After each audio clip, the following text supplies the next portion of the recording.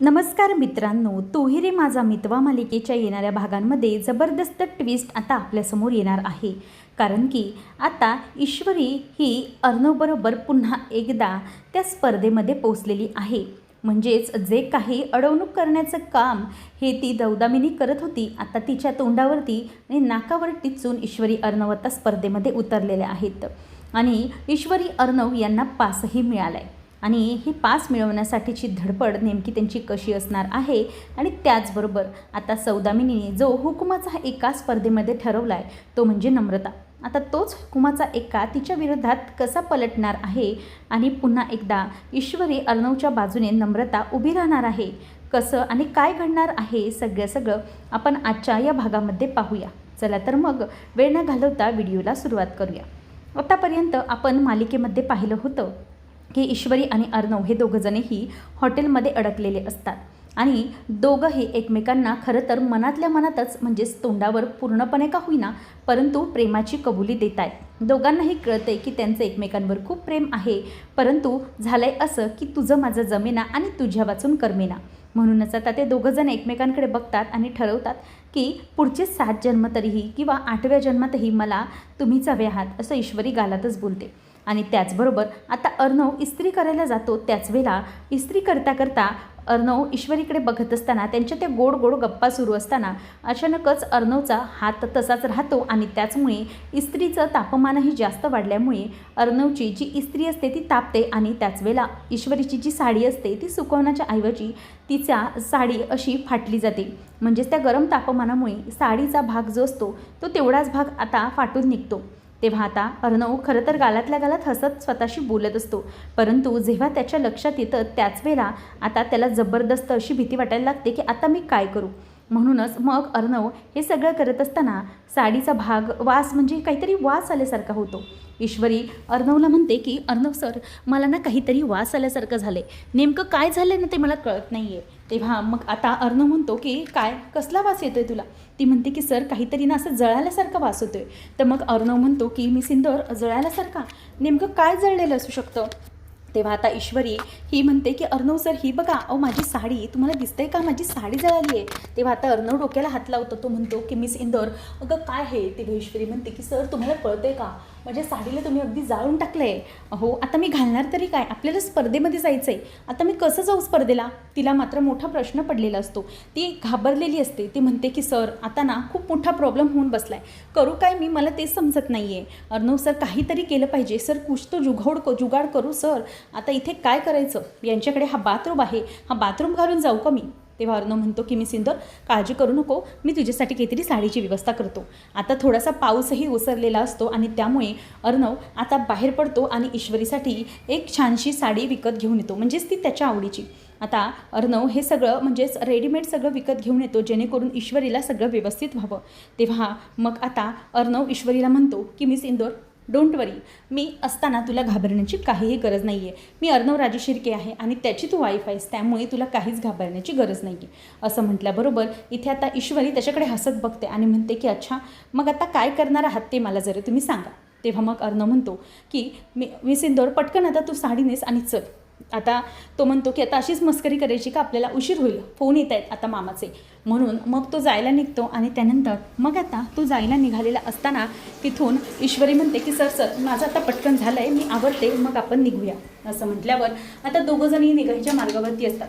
खाली आल्यानंतर अर्णवला दिसतं की जो रिसेप्शनवाला असतो तो त्याला सांगत असतो की सर एक ना कोणीतरी म्हातारा आलेला, तो तुमचं नाव घेऊन काहीतरी बोलण्याचा प्रयत्न करत होता. तेव्हा मग अर्णव विचारतो की ओके ठीक आहे, असू द्या ठीक आहे, म्हणजे माझी बाहेर गाडी लागली आहे तर कोणीतरी असेल ओळखीचं. तेव्हा ईश्वरी म्हणते की सर नक्की कोण होतं ते कळलं तरी पाहिजे. अर्णव म्हणतो की मिस इंदोर लिव्ह इट, आपल्याला खूप उशीर होतो आहे, जर जे कोणी असेल ते मला फोन करून घेईल, ओके चल लवकर. असं म्हणून आता ईश्वरी अर्णव दोघंही स्पर्धेला पोचत आहेत.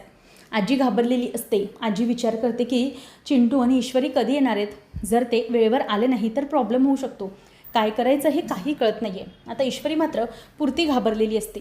ईश्वरीच्या डोक्यामध्ये विचार सुरू असतात. ईश्वरी म्हणते की सर अर्णव सर चला लवकर. तर अंजली म्हणते की मामा आकाश तुम्ही फोन केलात का रे चिंटूला, कुठे आहे तो?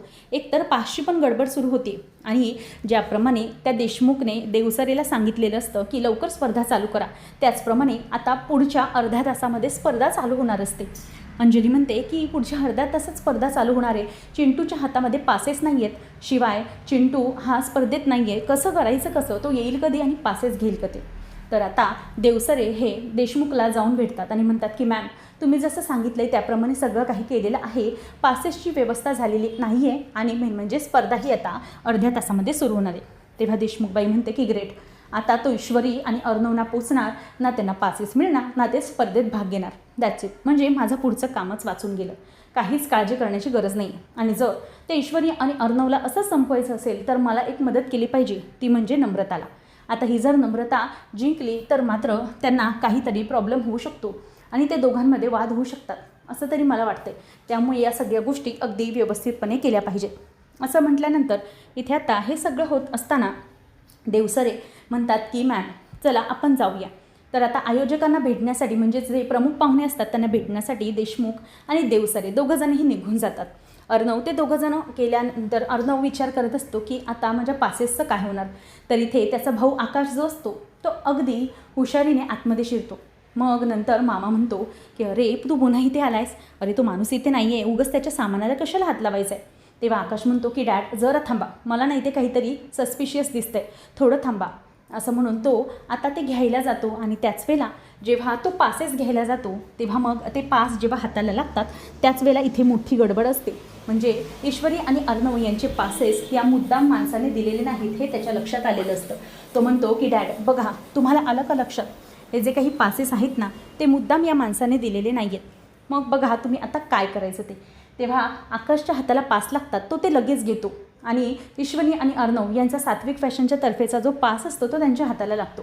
मग धावत धावत आकाश बाहेर येतो आणि म्हणतो की दी आपलं काम झालं, डोंट वरी आजी. आणि मग ते दोघंजण अगदी गपचूप असतात, काहीही बोलत नाही. मामा म्हणतो की याचा अर्थ समजलाय का तुला आकाश, या देवसरेनं हा मुद्दाम पास दिला नाही. तेव्हा मग आकाश म्हणतो की डॅड हा देवसरे त्या देशमुख बाईला मॅनेज केलेला आहे, त्यामुळे आपल्याला हे सगळं मिळायला कठीण जात होतं, पण आता काही नाही, आता सगळं आपल्या हाताला लागलं आहे, आपण व्यवस्थितपणे सगळं काही करू शकतो. आता मामा त्यावर म्हणायला लागतो की एक काम करायचं आहे अर्णव, एक गोष्ट लक्षात घे, ते म्हणजे की आपल्याला सगळ्या गोष्टी व्यवस्थित मॅनेज करायला लागतील बरं, नाहीतर खूप मोठा प्रॉब्लेम होऊ शकतो. त्याच वेळेला आता अर्णव हा येत असतो. अर्णव आल्यानंतर काहीही होऊ नये, चुकीचं घडू नये यासाठी देशमुखने अगोदरच तयारी केलेली आहे. देवसरीला पास ठेवू नये, कुठे ठेव, व्यवस्थित कर असं सांगून ती त्याला पाठवते. तोपर्यंत देवसरे हा त्याच्या ऑफिसमध्ये येतो आणि म्हणतो की इथेच कुठेतरी मी ते पासेस ठेवले होते. तो चेक करायला लागतो आणि ते पासेस चेक केल्यानंतर त्याच्या लक्षात येतं की यामधला तर ईश्वरी अर्णवचा पास गायब आहे. मग आता तो विचार करतो की बापरे, ऐन वेळेला हा पास गेला तरी कुठे, मग हा पास कोणी घेतला असेल. त्याला भीती वाटायला लागते आणि तो घाबरलेला असतो. तो आता जातो आणि देशमुखला सांगायला जाणार, तेवढ्यातच तिथे त्या ऑफिसमध्ये ईश्वरी आणि अर्णव उपस्थित झालेले असतात. जिथे आयोजकांनी वेन्यू ठेवलेला असतो तिथे ईश्वरी अर्णव आल्याबरोबर आता सौदामिनीचा आणि त्या देवसरेचा चेहरा पडतो. म्हणजे हे दोघंजणही आले. जवळजवळ स्पर्धेला 15 मिनटं बाकी आहेत आणि आकाशकडे पास असतो. अर्णवने पटकन आकाश आणि ईश्वरीला पास देऊन टाकलेला असतो. आता हे झाल्यानंतर देशमुख बघत बसते की हा माणूस आला तरी कसा. तर दुसरीकडे त्याला देवसरे सांगतो की मॅम एक प्रॉब्लेम झाला आहे, या सात्विक फॅशनचा जो पास होता ना तो गायब झालेला आहे, आता तो नेमका कुठे काहीच कळत नाही आहे. तेव्हा नेमका तो पास ईश्वरी आणि अर्णव यांच्यापर्यंत सुखरूप पोचलेला आहे आणि ते दोघंही स्पर्धेमध्येही नाहीत. 15 मिनटं स्पर्धेला बाकी असतात. आता त्याच वेळेला मग ते दोघंजणही जायला निघतात. मग नम्रता ही बाजूला उभी असते. तिला पुन्हा एकदा काहीतरी बोलून ती स्वतःच्या बाजूने करण्याचा प्रयत्न करत असते. सौदामिनी म्हणते की हे बघ, आता तुझी बहीण तर स्पर्धेला आलेली आहे आणि ती स्पर्धेत भाग घेणार आहे की नाही हा वेगळा प्रश्न, पण जर तुला जिंकायचं असेल तर मात्र तुला एक गोष्ट केली पाहिजे, ती म्हणजे की तुला जिंकायचं तर तू माझ्या बाजूने होशील आणि त्या ईश्वरीच्या बाजूने न राहता तू तुझ्या नवऱ्याला जिंकवून देण्यासाठी सगळे प्रयत्न करशील असं मला वाटतं. नम्रता तिच्याकडे बघत असते आणि काहीच बोलत नाही. नम्रताला ती सांगते की लक्षात ठेव, जर तुला तुझं अस्तित्व निर्माण करायचं आहे ना घरामध्ये, तर त्या ईश्वरीला आणि अर्णवला तुम्हाला हरवावंच लागेल.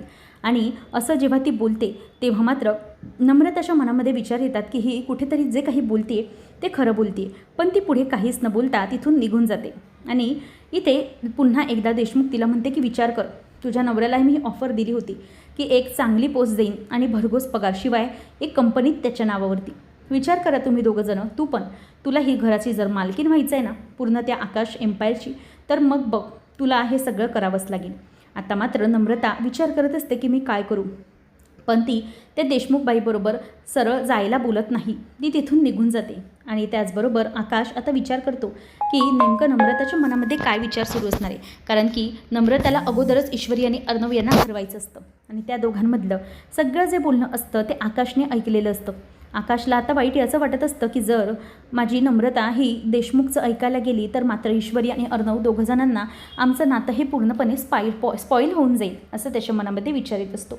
त्यानंतर आता देशमुखबाई हे आतमध्ये जाणार तेवढ्यातच अर्णव पोहोचतो. आणि तो पोचल्यानंतर ती म्हणते की अच्छा तुम्ही पोचलातच, मला वाटलं तुम्ही पोचणार नाही. अर्णव म्हणतो की हे बघा, आम्ही पोचणार होतो हे आम्हाला माहीतच होतं, आम्हाला सगळं काही करायचं होतं आणि त्यासाठी आम्ही अगदी वेळेवर पोचलो होतो.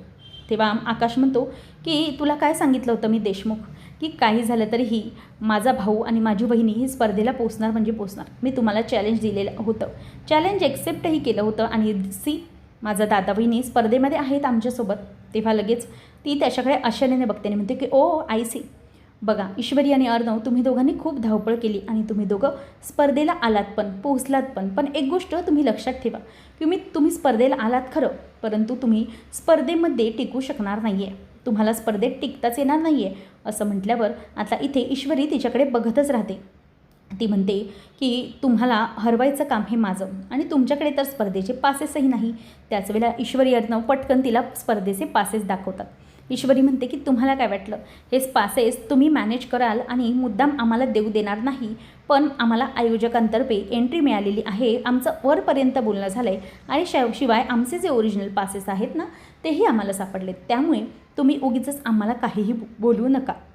हे सगळं करण्याचं काम तुमचं असेल आय नो, पण तुम्ही जे काही प्रयत्न केलेत ना केविलवाणे तेच फसलेत. तेव्हा लगेच आता ती बोलायला लागते की आता तर खेळ सुरू झाला आहे, पण तुम्ही अजून जिंकायचे आहात, लक्षात घ्या, अजून स्पर्धा सुरू झालेली नाही आहे. तुम्हाला स्पर्धेत येईपर्यंतच असा घाम फुटला आहे, असं फिरवलं आहे मी, पण आता तुम्ही स्पर्धेमध्ये टिकू नाही शकणार. तेव्हा ईश्वरी म्हणते की हे तर मॅम ज्याचा त्याचा नजरिये की बात आहे, आम्ही आत्तापर्यंत जिंकत आलो आहे आणि पुढेही जिंकू. जर ईश्वरी आणि अर्णव हे दोघंजण एकत्र असतील ना तर किसकी म्हणाल की आम्हाला हरवतील, आम्ही दोघंही जिंकू हे नक्की आहे. तेव्हा मग आता अर्णव म्हणायला लागतो की हे बघा जे काही आहे ना त्या सगळ्या गोष्टी या तुमच्या बाजूने असतील. ईश्वरी म्हणायला लागते की मॅम तुम्ही चिंता करू नका, तुमची ही हालत ना तुमच्या त्या लावण्यासारखीच होणार आहे. लावण्य कशी खेळली आणि अर्धवट खेळ टाकून निघून गेली, जिंकलो शेवटी आम्हीच, तशीच तुमची ही अवस्था होणार. तुम्हालाही आता जिंकण्याची हौस लागली असेल, परंतु जेव्हा जेव्हा तुम्हाला आम्ही हरवू ना तेव्हा तुमचा चेहरा बघण्यालायक असेल आणि तुम्हीही तुमच्या मुलीसारखंच इथून निघून जाणार आहात. त्यामुळे आमच्या सात्विक स्वप्न बघणं सोडून द्या आणि आम्ही दोघंही आता स्वप्न सत्यात उतरवण्यासाठी इथे आलो आहे. सात्विक फॅशन पुन्हा मिळवणार म्हणजे मिळवणारच, हा वादा आहे. असं म्हणून ईश्वरी एक इंदोरी मुलीचा वादा तुम्हाला आहे आणि इंदोरी झटका काय हे तुम्हाला माहीत नाही आहे. तेव्हा ती म्हणते की ठीक आहे, तुम्ही स्पर्धेत आलात पण जिंकाल कसं हे मी बघते. असं म्हणून ती आता तिथून निघून जाते. ईश्वरी अर्णवला म्हणते की अर्णव सर हे बघा लक्षात ठेवा, काहीही झालं तरीही ही बाई आपल्याला मुद्दाम हरवण्यासाठी काहीही करू शकते. आणि हिच्या बोलण्यावरून तरी असं वाटतं आहे की आपल्याला जे काही रस्त्यामध्ये जे काही विघ्न आले होते ना ते याच बाईच्या कृपे मिळाले होते. त्यामुळे आता आपल्याला लक्ष ठेवावं लागेल की हिच्यामध्ये नेमकं काय काय ती आणखी करू शकते. त्याच वेळेला इथे अर्णव म्हणतो की मिस इंदोर काळजी करू नकोस, ही जे प्रत्येक जे काही प्लॅन्स असतात ते आपण त्याचा बँड वाजवून टाकूया. ईश्वरी विचार करते की हिने आणखी काय केलं असेल ज्याच्या जोरावर ही इतकं बोलते, कारण की ही आपल्याला खाली पडण्यासाठी कुठल्याही लेवलला जाऊ शकते हे नक्की. तेव्हा मग आता अर्णव म्हणतो की मिस इंदोर एक काम कर, तू विचार करू नकोस, सगळं काही होईल व्यवस्थित. आणि त्याचबरोबर आकाश आणि नम्रता या दोघांचंही ठरलेलं आहे की ईश्वरी आणि अर्णव यांच्या बाजूने अगदी ठामपणे उभं राहायचं, कारण की सौदामिनी देशमुखने नम्रतालाच फोडण्याचा प्रयत्न करणार आहे हे तर आता आकाशला माहीत पडलेलं असतं. त्यामुळे आता जेव्हा स्पर्धेमध्ये नम्रताच्या विरोधात ईश्वरीला ती उभं करायला लागेल तेव्हा मात्र नम्रता मुद्दामच त्या देशमुखकडून सगळे प्लॅन काढून घेणार आणि ते सगळे प्लॅनिंग ती आता ईश्वरी आणि अर्णवला सांगणार आहे. म्हणजेच मुद्दाम देशमुखच्या गटात आहे असं दाखवून नम्रता आणि आकाश यांनी पूर्ण गेम पालटणार आहेत आणि देशमुखला तोंडावर पाडत आता ईश्वरी आणि अर्णव यांचाच विजय कसा होणार आहे. नम्रता, आकाश आणि ईश्वरी, अर्णव चौघंजणही कसे त्या देशमुखबाईला तोंडावर पाडणार आणि जिंकणार आहेत सगळं पाहणं अगदी रंजकतेचे ठरेल. अशाच अपडेटला जाणून घेण्यासाठी चॅनलला नक्की सबस्क्राईब करा. धन्यवाद.